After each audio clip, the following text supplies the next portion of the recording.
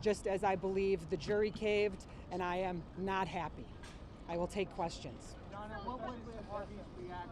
And when you had time with him outside of the court, what did he tell you? Well, I think it was very clear that nothing we did or said today was going to make a difference. I think it shows exactly what has been shown from the beginning with Judge Burke. Judge Burke was already prepared to say and do exactly what he was going to say and do, no matter what we said today. I think it has shown a pattern in this case from the very beginning. Mr. Weinstein really never had a fair shake from day one, and I'm not here to say that he's a victim, and I'm not here to say poor Harvey. But what I am here to say is we were looking for fairness, and we didn't get it. What does this sentence represent for you? What does it represent for you? Total unfairness and a complete lack of acknowledgement of what the facts and evidence of this case actually showed. I think the judge took things into consideration that never should have been taken into consideration, especially when we know in a prior case recently, the judge gave someone in a much worse circumstance 7.5 years. So he said he felt remorse for the situation. Anybody else? Donna, he said... I mean, Harvey feels, it's a terrible, of course it's too harsh, it's ridiculous. Harvey feels terrible, of course he does. This is not an easy day. We hope that this sentence will speak to the appellate court in a way that will show that this has been unfair from the very beginning, and here's just one more thing that we can add to the list of things that did not show a fair, just, and impartial trial. Does he think he's a victim? Does he think he's a victim? What's the next step? Well, yeah, sure. The appellate court will be able to review this once the appeal is filed. Obviously, that can't happen until now this portion of the case is done, and we'll go from there. Talked about Sure. I mean, there's a lot of issues, I think. Yeah, exactly. Damon's saying like this. I think from the very beginning of this case, from the ruling on the Molyneux witnesses, I think the way that the jury was selected, the fact that we asked to question people individually, discovery violations, Sandoval, juror number 11, extreme sentences, so we can go on and on. Does he think he's a victim? He wanted to testify. Expound on that. Well, there was a Sandoval ruling in this case that the judge had made. It was closed to the public, and in that ruling, the judge was going to allow a lot of things in that didn't have anything to do with sexual assault, but just who Harvey is as a person. And we believe that those things would have been so detrimental that his testimony could have then been a problem. So we had to weigh that out. So as much as I think he would have loved to tell his story, in many ways he was barred from doing so by that ruling. Does he He think he's talked a about the victim? friendship. He described this friendship he had with the women. Characterize that for us. Well, sure. I mean, you have to look at this. I mean, I think we all know that based on the evidence in this case, and I think for all of the jurors, the journalists, if you were really being honest and truthful with yourselves, you sat in that courtroom for weeks on end. You listened to the testimony. And I think most of you that I've spoken to privately have been very candid with me about the fact that you were surprised by this verdict, given the fact that there was other relationships. And I think if you look at that and you look at Harvey himself, Harvey, I think, is very confused. I think he feels very sad. I think he believed he had relationships with women that were different than the way they are now characterizing them. And if you look at their conversations via email, it would be realistic to believe that. If you looked at the way Jessica spoke about him on recorded conversations with other people, it would be realistic to believe that. If you look at Jessica's testimony when she said, yes, I was manipulative of him. Yes, I made him think these things. How did he know? That's the question. So I think he sits there very confused. It's very easy to say all these horrible things about him. But I think if you look at the circumstances in real time and you say, wait a minute, what was really going on? It's easy to come in here now and make a show and come with your lawyers and run to Good Morning America. It's easy to do that. We don't know what happened in those rooms. But what we do know is all of the circumstances that surrounded it. And I will never be able to reconcile that all of those circumstances that surrounded it are what normal, regular rape victims do. Does he consider himself a victim? Does he consider himself a victim? Why is it so confusing to understand and know what is? It's not about that. It's like no one was in those rooms at the time. And our job here, whether it's the jury, the judge, trier of fact, has to determine whether the accounts that people told are reasonable and beyond a reasonable doubt match the threshold. And I'm saying that we don't know what happened in those rooms, but we do know all of the other things that surrounded those circumstances. So that makes us question, at least me and many other people that I talk to, about the veracity of the statements they then made. How did you feel about him victim? speaking? Does he consider himself a victim? I'm happy that Harvey spoke. I'm happy that Harvey spoke. Harvey has been silent for years. I think Harvey could have said anything today and it wouldn't have mattered. The judge knew exactly what he was going to give him. So from Harvey's perspective, Harvey needed to do that, and I'm glad that he was able to do so. Why no apology to the That your victims? client is about to be in. How will you assure his safety at Rikers Island? Well, I and wish I could. beyond? I wish I could assure his safety, but that's the Department of Corrections' responsibility. So hoping that they will do that. So far everybody has handled him, I think, fairly and very well. He's not getting any special treatment. Did But you know what he was about to say today at all? Did you yeah, of have an course, idea? of course, And of course. did you counsel him on that? At this juncture, I don't think counsel is really something that matters. I think he was able to speak and say what he needed to say, and I was fine with that. Why Donna, didn't he you mentioned apologize? new health issues. What are the new health issues? He doesn't have. He has a right to some privacy, and so I'm not going to get into what those are. As you all know, he underwent a heart procedure, and during that procedure, they found some other issues, and they're going to have to deal with those. Donna, why did he not apologize to his victims? Well, I think when you have an appeal going on, remember, Harvey Weinstein has asserted his innocence, and he's going to continue to do so. So while an appeal is going on, he's not going to change his position on those issues. So that's why. Donna, where do you think the appeal is going to be filed? To be held? It depends. Probably July. July. Donna, looking back, anything different the defense team would have done with their strategy? I don't think there's anything different we could have done. We were faced with the evidence. We had to address that evidence, and that's exactly what we did. I'll let you ask Damon some questions now. That's right. Anybody else? Given Harvey's age, do you think there's any chance of early release? No, when you look at somebody in Harvey's age and his health, you have to look at whether or not the judge is giving him a life sentence, right? So in New York, I think the New York lawyers can speak to that. He has to serve the majority of that sentence. I echo Donna's comments about the fairness of it, but I don't think the court accurately took that into account. How do you think What's next Harvey with LA? Weinstein is going to handle his sentence? No, Harvey's tougher than a lot of you may think. Harvey Weinstein has gone through 2.5 years of this media intensity, a jury trial. He's been very fine with us. I think he's going to handle it like anybody handles it who gets incarcerated. He's going to do the best he can. What are you guys hearing about LA? What's next? Have they been in contact? We don't. Whenever LA is in contact with New York, we don't hear about it. We're not sure. And according to some people in New York, they never talk about anything. But it's not clear if they're going to take Harvey today We don't or know. in the coming days. We don't know. What is the link between his alleged contributions to lessen the effects of Sandy and Sure, 9/11 when somebody, with the crime? sure, when somebody gets sentenced by a judge, the judge is supposed to take into consideration not just the crimes of conviction, but mitigating circumstances, things that people have done in the past that are laudable. So when a criminal defendant is sentenced, it's not just, well, what did Jessica Mann say? You also have to look at their past and other instances of charitable contributions and things like that. So it's completely appropriate for his lawyers to raise those issues at a sentencing hearing. What facilities are you hoping he's sent to? Like what's One where his health can be taken care of appropriately. like? Fishkill, in Fishkill, New York, there's a hospital.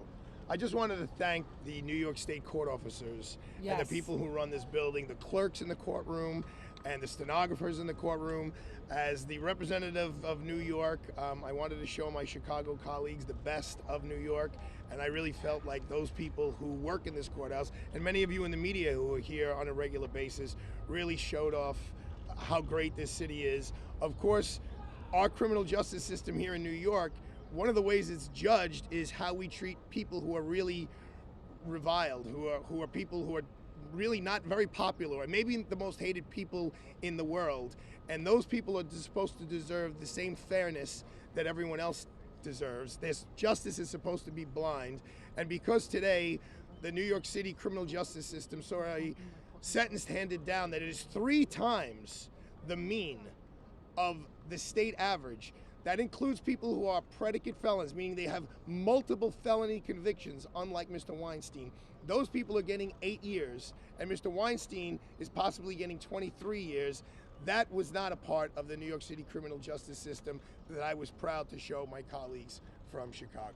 Well, I will say too, we are so grateful to the court staff. Damon and I have been treated with the utmost respect by the court sergeants and clerks and people that work in this building. We have actually enjoyed our time in New York, but we are very, very much looking forward to going home. Anybody else? Any comment about those court documents Bob Weinstein called his brother?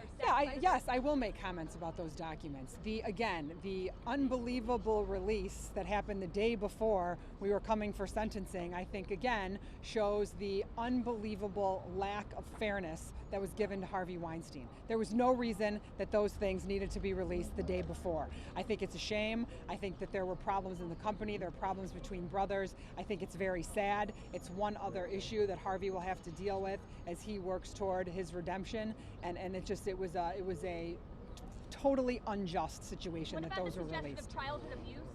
I'm not commenting on it. What does this sentencing say to you about the Me Too movement? Nothing. It says nothing to me about the Me Too movement other than the fact that the judge probably felt some type of pressure. Donna, about the unsealing of the documents, do you feel like any of that was improper, like those documents should not have been unsealed? Well, I think at this point that's really up to the court in terms of what they unseal. I think what was improper about it, I think that's a fair question. I think what was improper was the timing.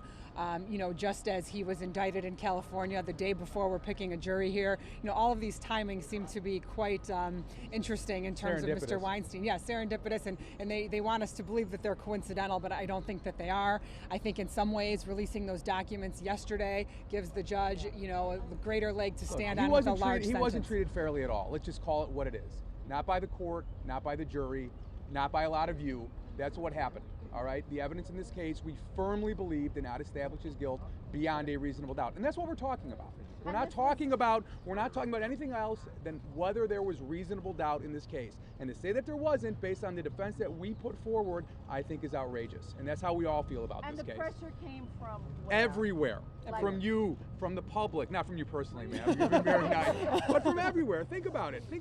We're in the middle of jury selection. There's a flash mob outside chanting. And the judge is saying, well, people outside chant all the time. Well, not when Harvey Weinstein's on trial. Every single step of this case was engineered for this moment right here. And for people not to accept that, I find pretty disingenuous. You might not agree with it, but to say that that didn't play a role, that these jurors are only human beings who tried to do the best they can, didn't hear what was going on in the media, didn't see what was going on. Let's live in reality. That's where we need to live in this case. Can you summarize what the appeal basis will be on? I did that about 5 minutes ago.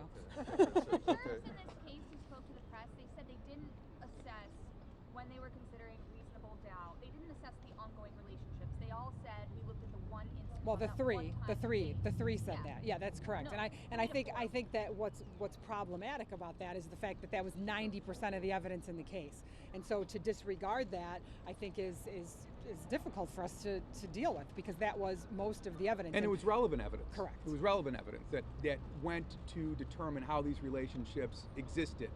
And to only look at one portion of it and not look at the rest of it, it's like watching 5 minutes of a movie and then trying to explain what that movie was all about. You can't do that. So that's what we had a problem with that. We did the best we could, as you all know, to explain these relationships the best we could by showing these emails, by showing these statements that these individuals made.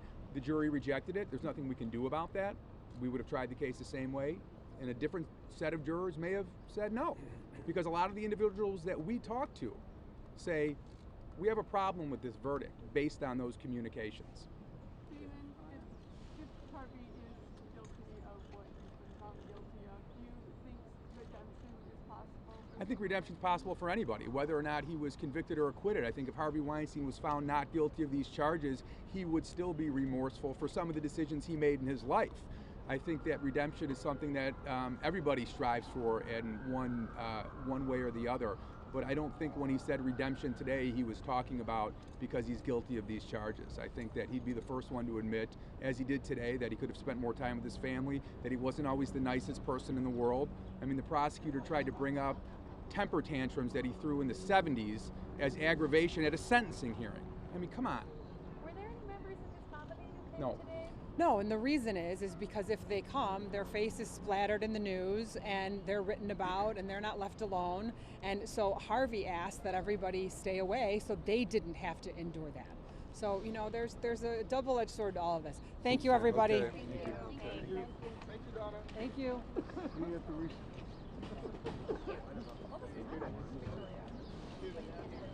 That was great. Get up. Yeah, hey Ron, it's me. All right.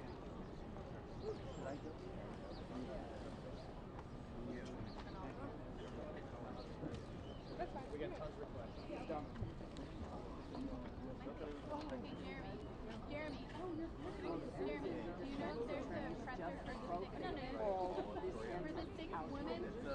One of the women there, one of the judges.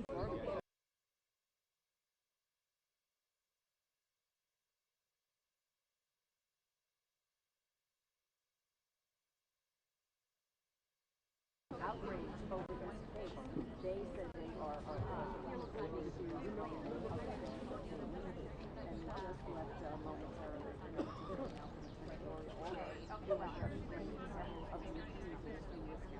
But once again, just to recap, Harvey Weinstein sentenced to 23 years behind bars. He is now a registered sex offender. Okay, Yes. Donna, why didn't you want to call on me? Why didn't you want to call on me, Donna? Frank, we just understood why you didn't share the file with us. Yeah. We're recording live outside. Oh no, did you? See that this way, Gloria.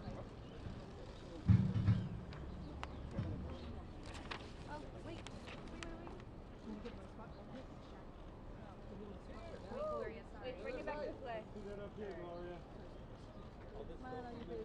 Gloria. Gloria. Hold it still, straight ahead. Gloria. One more. Can you turn her one more time, please? Stop right there. Gloria. Okay, It's blocked. There it is. This way, Gloria. Okay. One more time, Gloria. Thank you. Over here. Come straight down here. Gloria, talk about that sign. Can you talk about that sign? Okay. This is what justice looks like. 20 plus 3 years sentence handed down by Judge Burke this morning. After compelling arguments by the prosecution and after arguments by the defense. And most importantly, after heartfelt victim impact statements, one by my client Mimi and the other by the victim Jessica. I was in court. It was very emotional for my clients. Each and every one of my clients, Mimi, Lauren, Annabella, were all crying. Here is just the last part of what Mimi said in her victim impact statement. She said, "I've never felt vengeful, and going into this initially, I didn't even feel anger. I just felt sad. Sad for myself, sad for everyone he hurt, and I even felt sad for him for having done this to himself. But I have observed an indifference, a lack of remorse, a lack of acknowledgement, a lack of awareness and self-awareness by the defendant throughout this process that has made me feel anger, that has left me concerned that he is completely disconnected from the gravity of the crime that he committed against me and the impact it's had. I can only hope that whatever sentence the court sees fit is long enough for Harvey Weinstein to acknowledge what he's done and to be truly sorry. And I think, and this is my opinion, that this sentence is long enough for him at least to begin to understand what he's done. Whether he will ever be truly sorry, I don't know. What did you think of his statement? But his statement was rambling. He had a right to make it. He indicated some remorse, whether it was heartfelt, whether it was remorse for having been convicted, having been sentenced to prison, or expecting to be sentenced to prison, I don't know. But I'm really not concerned about Harvey Weinstein. Harvey Weinstein, I will see again, because I will see him again in Los Angeles. because the Los Angeles case, the criminal case against Mr. Weinstein, will move forward. I have every reason to believe there'll be a very speedy attempt to extradite him. Don't know whether he will fight extradition. If he does, I don't know on what grounds, but we'll have to see. But as I have indicated previously, I represent Lauren, who was one of the Molyneux witnesses in this case, and she is one of the two victims for whom charges have been filed in Los Angeles. So she will be testifying there as well, and I'll be representing her there as well. So I want to say that Rosie Perez, who was sitting next to me in court, and who is being extremely supportive of her dear friend Annabella, and who gave very, very compelling and strong and courageous testimony, asked me to say that she feels that this is for all sexual assault victims. And she feels their voices are now being heard. And it was very emotional for Rosie in court as well. So I would like to say that I do think it's, in my opinion, a fair and appropriate sentence. He was afforded due process. He had 5 defense attorneys sitting in court almost every day. Most defendants cannot afford even one private defense attorney. So he got all the due process that anyone could get and more, because his attorneys demanded it, and I believe that they got it. What do you think about what he said about men being confused? Men being confused. Well, maybe he's confused. I don't know if he's speaking for all men. I don't know that he would have a vote from all men to be their messenger, but I will say this. If you are a sexual predator and you are confused, all you have to do is remember this: 20 plus 3 years. And part of the consideration in handing down a sentence by a court to a person convicted of felonies is to consider the deterrent effect. So for all those who are still preying on women, who want to engage in the high risk taking of harming women and thinking you'll get away with it, that gamble is likely not to pay off for you anymore. And if you're a high profile figure, don't expect anything but equal justice. Don't expect more than equal justice under the law. Laura, you seem very emotional. Why are you so emotional? I'm very emotional because I'm feeling the emotions of my clients. I know what they've been through. I know what they've been through when they testified. I know how it has been for them behind the scenes. I know how hard it has been for them. But they have faced their fears, and they have shown courage. And as Susan B. Anthony has said, courage is the best protection a woman can have. And because of their courage, and because of the voices of so many other women speaking out, there is finally as much justice as is possible in this case. Can you talk about the moment having all of those women together in that room, walking in that room, being there in concert, further from being in the shadows where this case started? Can you talk about that? All of the 6 witnesses called by the prosecution were in the courtroom this morning. They were also, I was just with all of them as well, and also prior to their coming down. Many of them are still processing the sentence.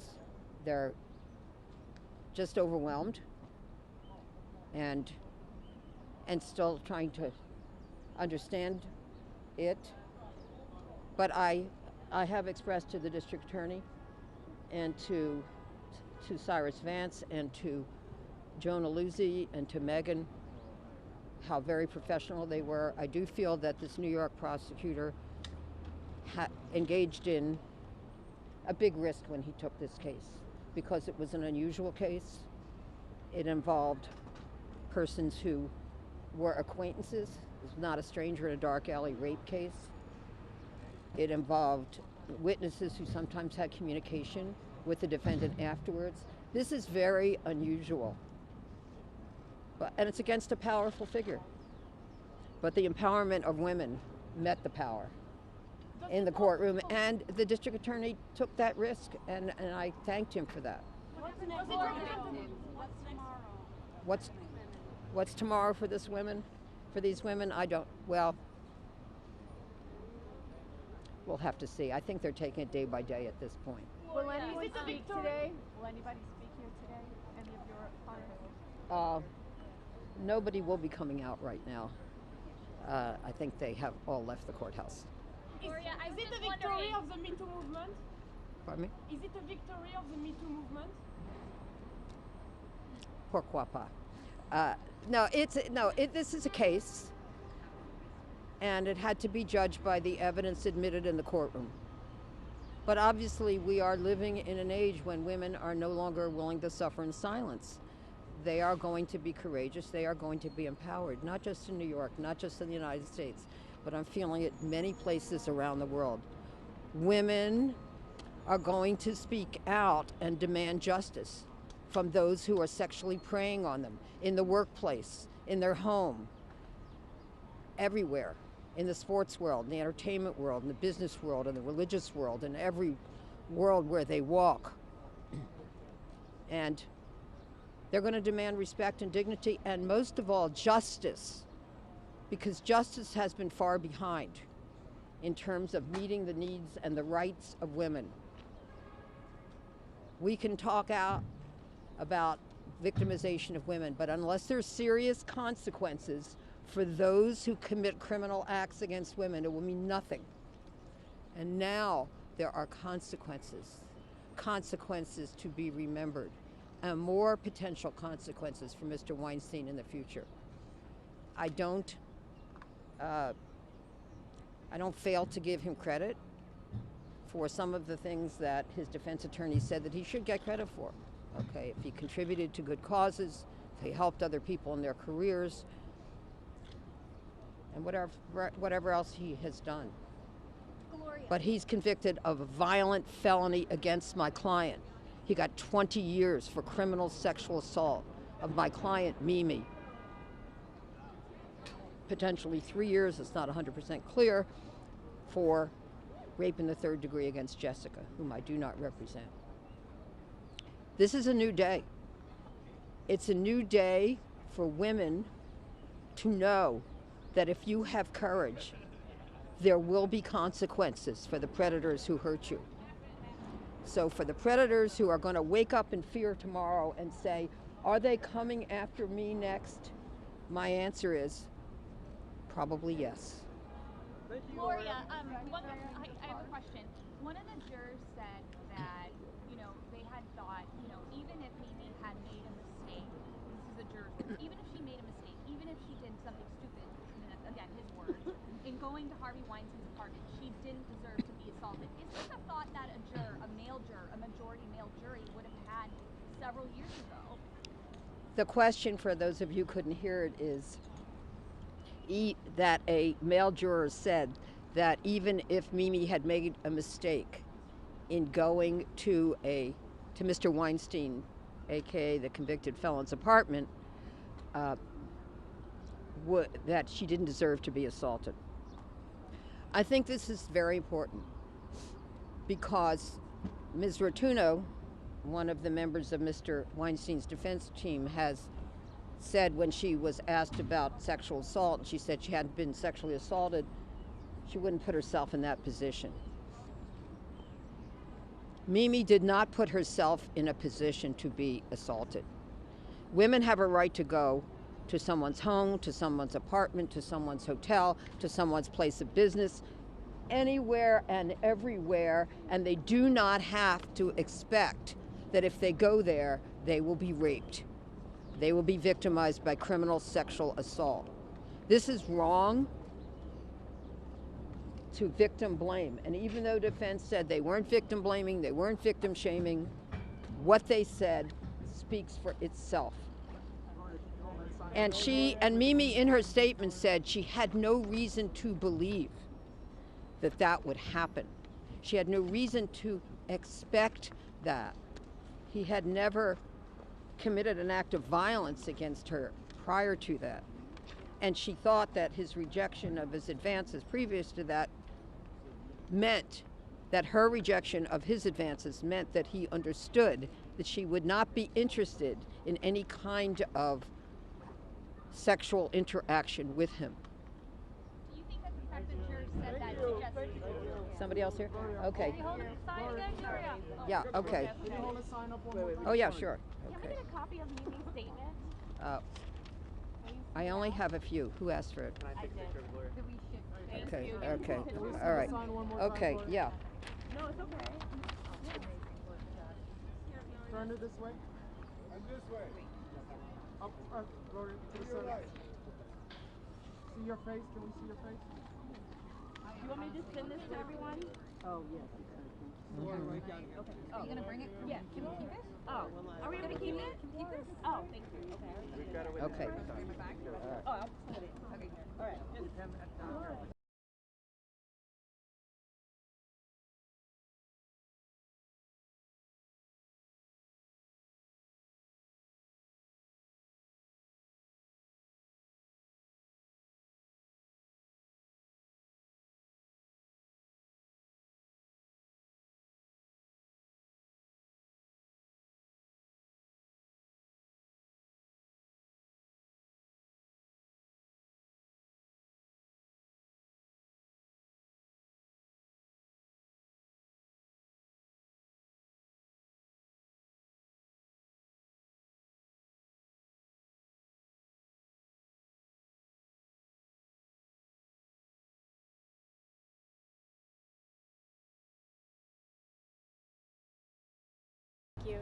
Pardon me if I bounce around a little bit, but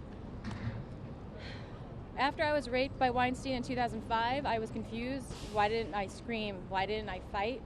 I thought I was stronger and I hated myself for being weak. That self-hate turned into shame and guilt. Shame that I never should have felt and guilt that was not mine to own. I didn't know that at the time and I didn't realize it for 12 more years. Harvey Weinstein stole a part of my self-worth, treating me like I was nothing, and I became fearful and mistrustful, not only of others, but of myself. These feelings were unbearable to live with, and I pushed back the fear, shame, and guilt to move on with my life, because that's how most of us survive. I was okay, or so I thought, until I read about the brave women speaking out with their stories just like mine. The heartbreak of shame and guilt came flooding back. I knew what those women felt, and I wanted to help them. I knew I had to. It didn't occur to me for quite some time that I might actually start to heal from being sexually assaulted. My single intention was to help survivors hold Weinstein accountable for his disgusting crimes. As I began my quest to help others, I was introduced to several incredible people that made me realize that I am also worth standing up for. My first encounter with the Manhattan DA's office was with Martha Bashford. She was compassionate and the first person to point out that I was still affected by my experience and encouraged me to seek help. And I am forever grateful to Jonah Luzzi Orban and Megan Hast for continuing the pursuit of justice and for always believing in me. They are examples of the intelligent, fearless women that I look up to. My lawyers at Wigdor LLP guided me legally and supported me personally over the last 2 years. And to Douglas Wigdor, Jeannie Christensen, and Lindsay Goldbroom, I am indebted to you for the countless hours you've given me. You've played a pivotal role in my life, and I'm unbelievably grateful that you didn't allow me to quit on myself. And I thank Ali Salwa of Mount Sinai's Savvy program and New York City's Family Justice Center. You have been both a therapist and friend. Your patience, empathy, intelligence, and strength are immeasurable. You've helped me to find a deeper love of myself and began redefining my own life. Testifying was surreal.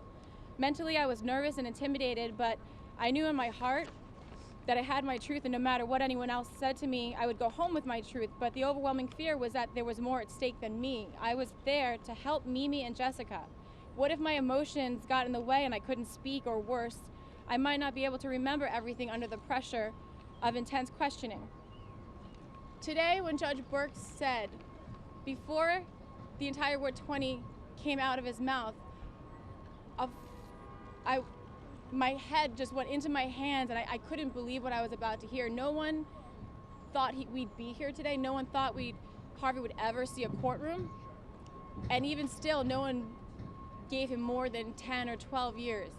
And when Judge Burke said 20, for the first time I can say, I feel a sense of happiness, I guess. Because this isn't a happy circumstance to be that we're all here for. But I feel joyous with what Judge Burke decided, and I'm grateful to the jurors and the prosecuting team, the DA's office, and everybody involved, and to all the supporters. Thank you. I hope that the sentence sends a clear message that times have changed and that more women need to speak out for themselves, and that men and women need to speak out for each other. We need to show self-love and empathy to overcome centuries of illogical thinking that has normalized the sexual mistreatment of women. This is hopefully just the beginning, and the conversation must continue. And I thank you guys for continuing the conversation. Appreciate you all. Thank you. Thank you.